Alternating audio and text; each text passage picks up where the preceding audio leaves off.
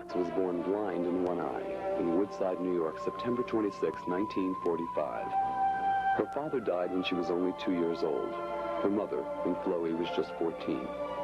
Her early years were turbulent. She was an orphan, she was handicapped, and she was poor. To say simply that she began life at a disadvantage would be an understatement. But despite all the odds, Flo survived her teens, and at the age of 18, marriage and motherhood came almost simultaneously. In the years that followed, Flo, whose grandfather had been a tailor, went on to become a top fashion and theatrical stylist. At this stage of her life, photography was her favorite hobby.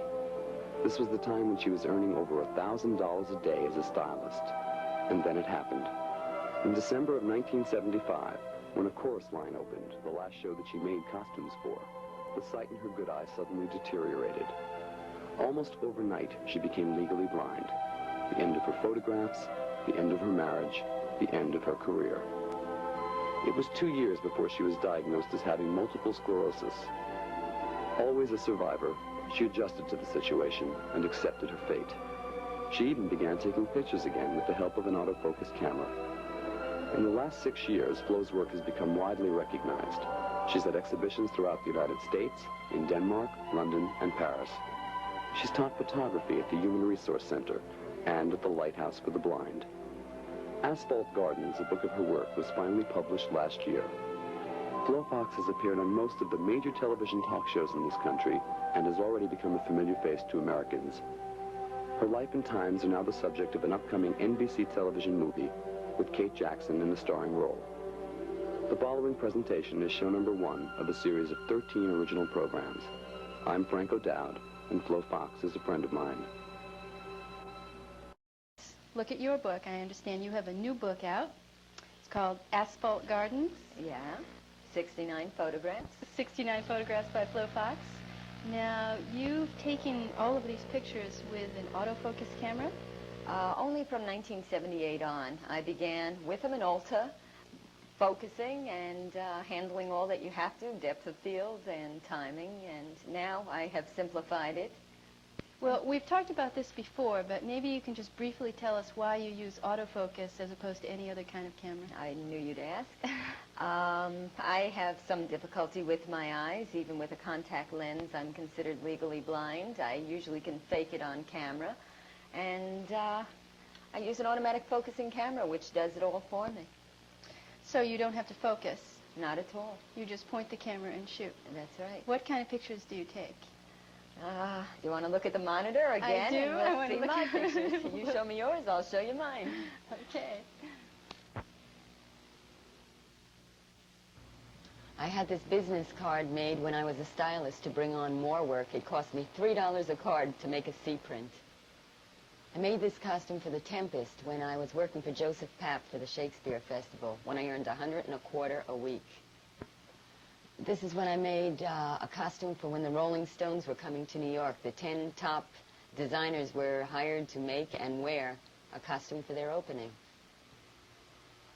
Here I made 4 half dresses to go underwater for a Revlon commercial where the dress had to float just right. She had weights on her to weight her down and keep her hands free.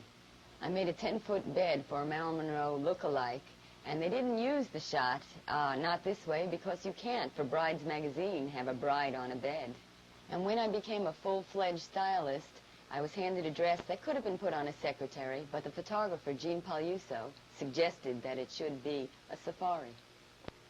And this is the storyboard for the Revlon commercial that won every award that year. Here I made 5 costumes for Hammurabi and his men, 3000 BC. And I learned to make $125 a day instead of a week. This is for photographers Menken and Seltzer. This is for the photographer Steve Steigman, where I had to make a dress for Mona Lisa, and Charles Broderson did all the paintings for the background.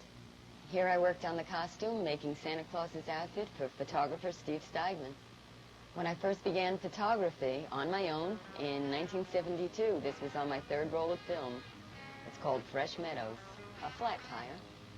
This was in 1974 when I hitchhiked all over Europe with my son. It's called the Vatican, taken right in front of the Vatican. This is probably my most famous picture. It's been published. It's been a postcard that sold out immediately. It's called Riker's Coffee Shop, 1974. This is called Someone to Talk to. It's in the days when I had one good eye, shooting with a manual camera. This was for a shooting I did for Playboy. They said, photograph your sexual fantasy. I happen to also want to act it out. This is the first time I got an autofocus camera, and I wanted to see if it could really work. And it was the first day. I walked out with it, took this shot, was curious to see what these ladies looked like, and certainly found out afterwards. This one's called Man's Best Friend, whether it be the leash with the invisible dog or the bottle that he holds up in the air. It's man's best friend. This one also is 1978, taken with an autofocus camera, and it's called Everybody Sucks. Long Island is for Lovers, 1980. And this also is included in my book, Asphalt Gardens. This one's called Pigeon Man. I took it in New Orleans. I walked over to this guy feeding pigeons and said, "Excuse me, sir." Took a few nuts out of his bag and put them in the proper places. This is the cover to my book called Asphalt Gardens. For $12.95, you too can buy it through the National Access Center in Washington, D.C. We'll be right back after this message.